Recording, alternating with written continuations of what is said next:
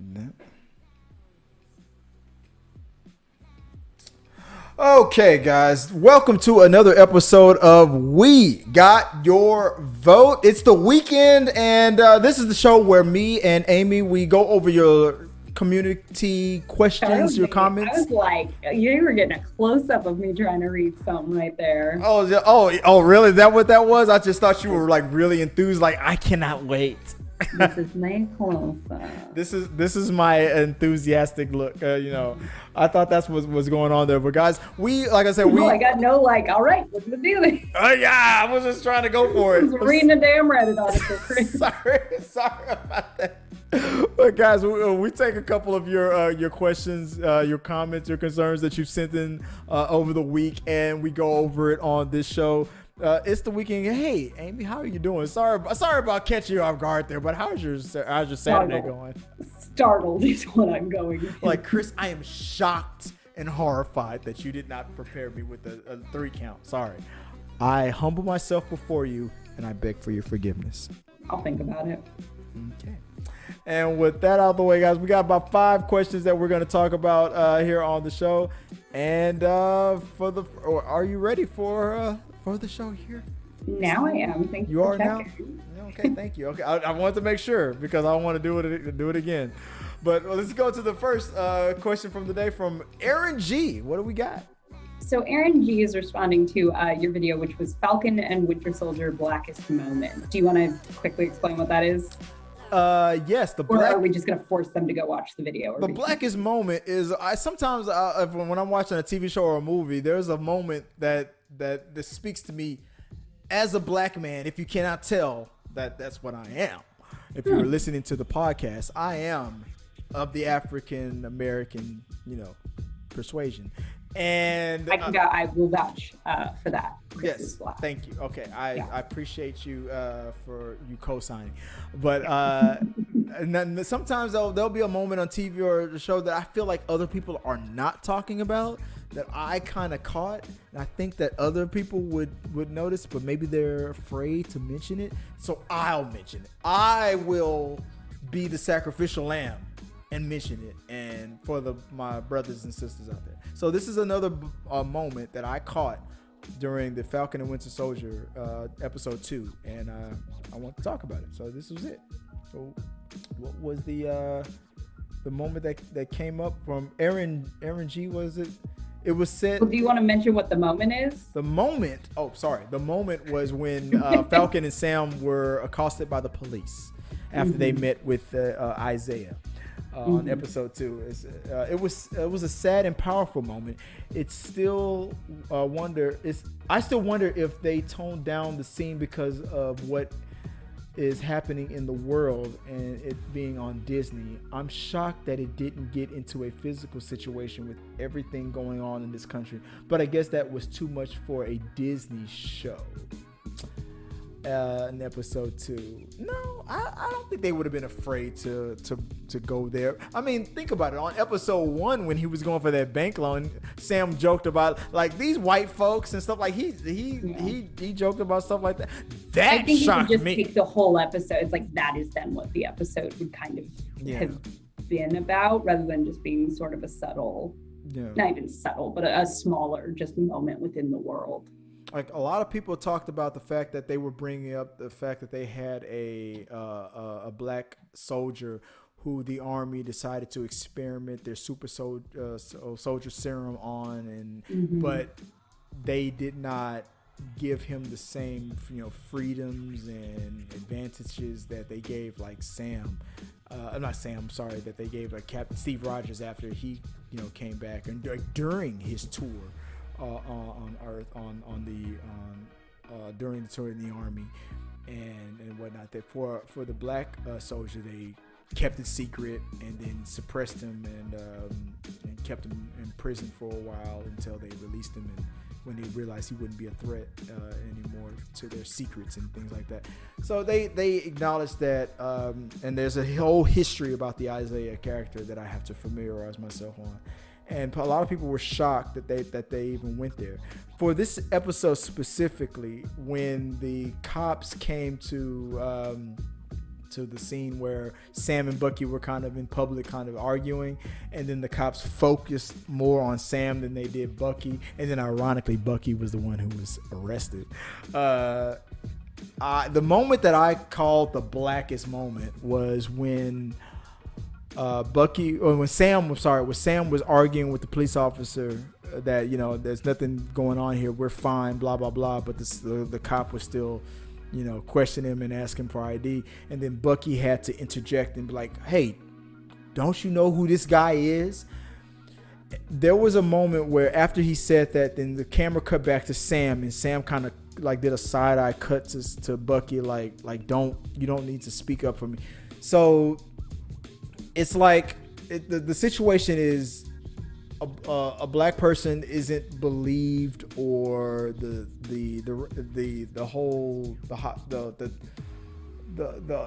vibe isn't like brought down to a humane level, and not until a white person speaks up and vouches or something like that. Like a black guy needs a white person to speak up for them before the authorities will believe them. And that's what I caught, what I felt like I caught when I saw that. Yeah, I feel like as a white person though, like I feel like it was just like a really sort of subtle moment though, of just that like, do I need to I guess I'll de-escalate this because it's not de-escalate, and sort of, yeah, just that tension and fear of that interaction, I think was definitely there. Yeah, it was like it shouldn't have escalated to that point in the first place. And usually in the normal circumstances, like, hey, what's going on here? And then he explains himself, and then it's like, okay, well, all right, well, calm down, because all we see is two guys arguing. So you guys go calm down. If you're not fighting, well, fine, we'll go about our business. And then the cops should have left. But no, they focused on Sam. They kept escalating. And then until Bucky interjected, that was when it started to de-escalate. No, and I will say for Disney even, you know, I feel like even just the shift in how police are generally depicted, with the exception of, you know, something that really does deal with that, like something like a Luke Cage show, but like for something like on Disney that's like Marvel and a little more mainstream, like I thought it was already not ballsy, but just they already did take a pretty hard left from how, you know, I feel like when I think of like police and superhero things, it's more of the like, thanks boys, we'll take it from here kind of energy, and allowing that moment to be as sort of tense and have that undercurrent of like, this could turn bad. You didn't expect Disney to go there. Out of all the shows to go there, people were saying like they didn't expect Disney to go there. So I give them credit for going there. I mean, it's like, this is what was written. This is what our writers gave us. Kevin Feige was like, I green lighted, and Disney was probably like,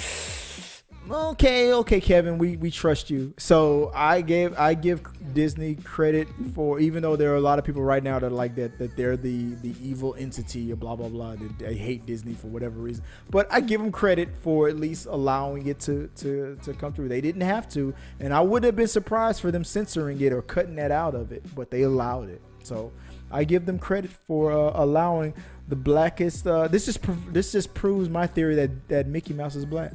Anyway, what's the next question or comment that came in? Barry Allen asks, "Will you marry me, Amy?" This is from one of your reactions that he watched. Barry Allen. No, thank you. Are you sure? Do you know who Barry Allen is? Literally no idea. Barry Allen is the secret identity of the Flash. Oh. So now he asked the question again. Well, I don't like when a guy's too quick, so. Oh, ha cha cha cha cha. There you go. That was a cigar. That was not right. I have a theory about the Flash and his wife. As Iris is her name, or like even Superman, because he can have the same speed like powers. I always joke about this with Joy. I'm like, the only reason why they're married to him and dealing with all that, you know, chaos with superheroes and, you know, blah blah blah, all that stuff, it's probably because of what they can do during the private times. I mean, Flash is known to be able to vibrate himself very fast to like phase through walls or to run like supersonic speed. So you're talking about he's too like a wall. I mean, like you talk about how he's too fast, but that's one thing that he can do. But another thing that he can do is he can vibrate himself very quickly.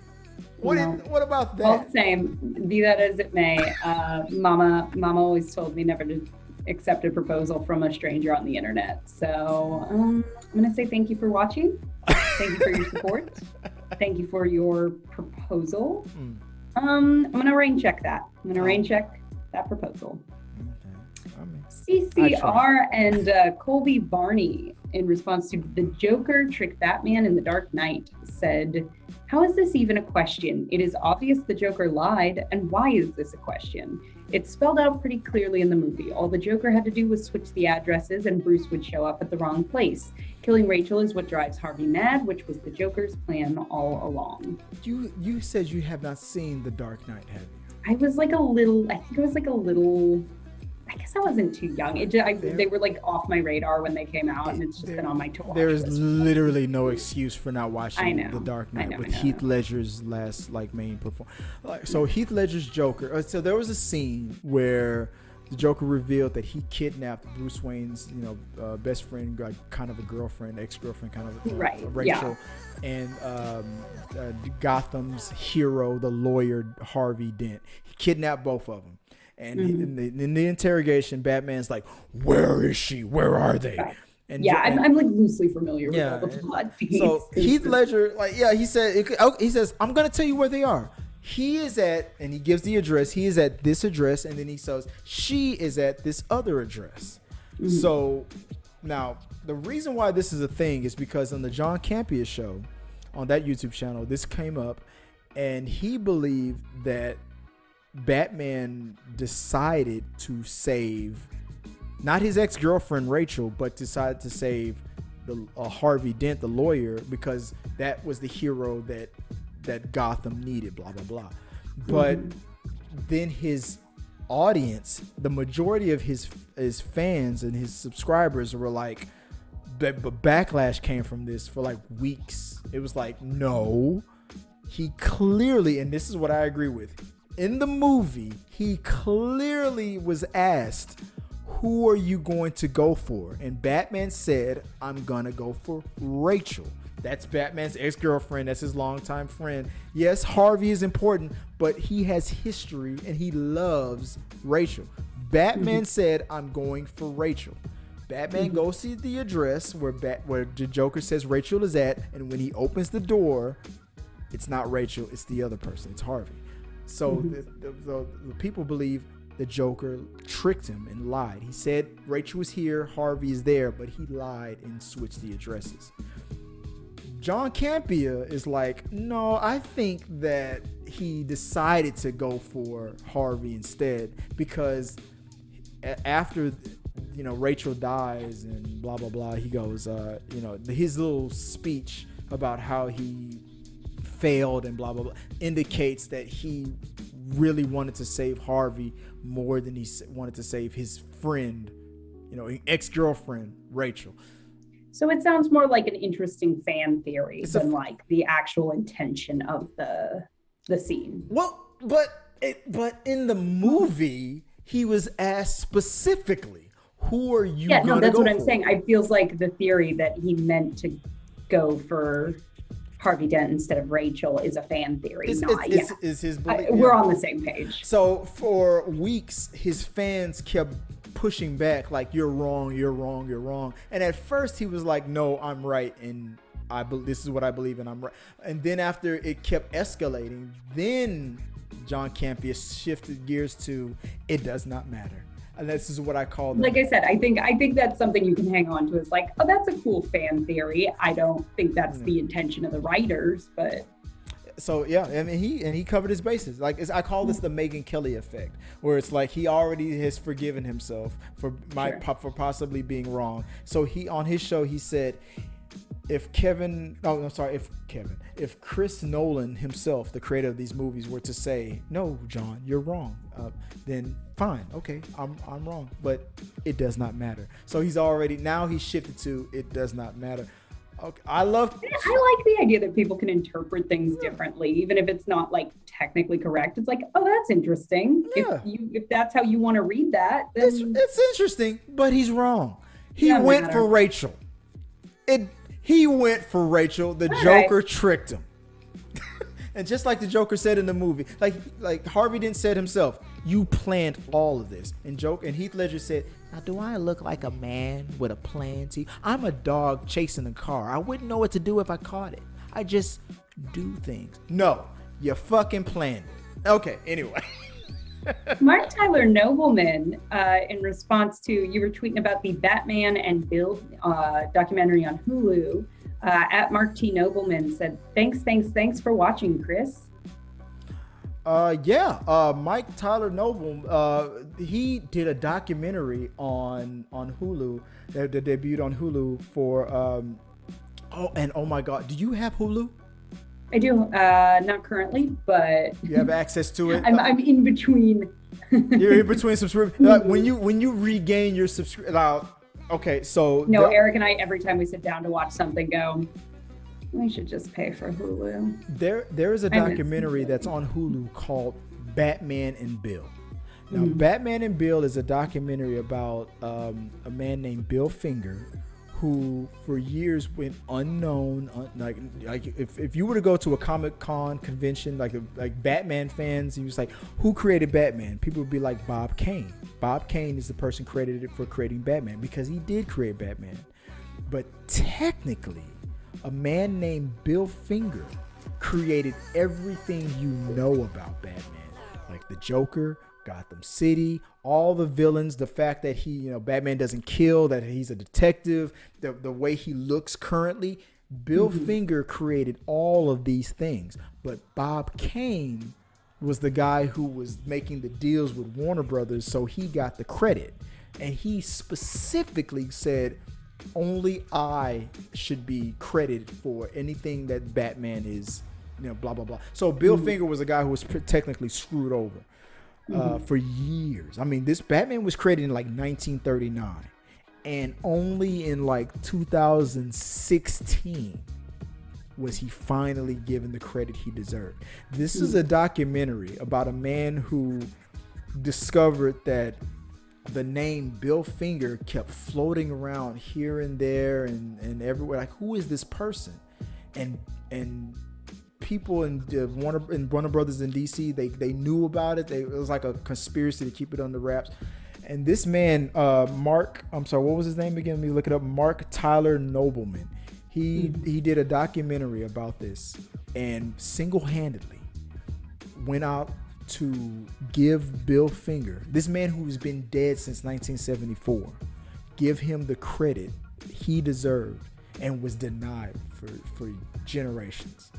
And when I saw this documentary like a few years ago, and then for something came over me, I was talking to Joy about it. I said, did you ever hear about this Bill Finger guy? And she didn't hear about it. And she was like, no. So I turned on Hulu and played it in the background. She was doing something else at the same time as I was playing it. But as this documentary was so well spoken and the way it was delivered, the second you hear Marc Nobleman speak in the passion in his voice, the first 5 minutes, it should capture you, because you can hear his passion in this documentary. There's a few speakers like more like is his name Morgan Freeman. Like, when you hear them talk, you're like, I'm gonna listen. Marc Nobleman, the second he starts speaking, it's like I have to stop. I have to listen. This guy gives a hell of a speech when he says, do you know who Bill Finger is? And you're like, bro, he's like, no. What if I told you he was the creator of everything that you know about the character Batman? And it's like that instantly, just like, what the hell are you talking? And the fact that they kept this secret, and this whole how he discovered it, how he rectified it, how he finally, through generations of, and that's what, in the middle of this documentary, you're going to be like, all is lost. But how he comes out on the other side, I highly recommend it. If you go on Hulu and check out Batman and Bill, I guarantee you will not be disappointed because it is amazing. And I give him all the credit. And the only reason why I'm so passionate about this is because I truly loved it. Joy saw it, and I think she didn't expect to like it as much. But 20 minutes in, she's like, oh my God. It's that intriguing. Even if you don't like comic books, this story is crazy. And I'm happy to say, guys, I might be doing an interview with Mr. Nobleman in the future. I was reached out to on Twitter. You can see it by Nobleman and Bill Finger's granddaughter. So I'm hoping to get an interview with them because I really want to talk to them about this. So look out for that. It might happen. We're in discussions of it. It might not happen, but maybe it will. So check that out. All right. What's the last topic for today? We asked in the community, Batman is known for saying things like time for justice before or after he takes out the bad guy. If you were to write his catchphrases, what would he say? I'm gonna now. I gotta go into the community and see what I wrote. I'm just right off the top here. I think my personal favorite is gonna go to Brian Pichardo with "Get Wrecked." I have to do it in my Batman voice. So you're hoping that like Batman takes out a bad guy, and the first thing he'll say to them is "Get wrecked." I mean, that's my not my personal. That's not the one I would write, but it's pretty good. Oh, if you were writing a catchphrase for Batman, what would you say? I would want him to, after he takes out the bad guy, go, "Oh, yummy, yummy, tastes like justice." You're just messing with me now. You can't see, but he's rubbing his little bat tummy. Yeah, that's what he do. Yeah, that will not do. I got here from Drew Cliff. He goes, listen, no matter the content of the situation, he goes, oh, he loves this is an old one from Batman. He goes, where are they? That's been said. I asked you guys for a new one.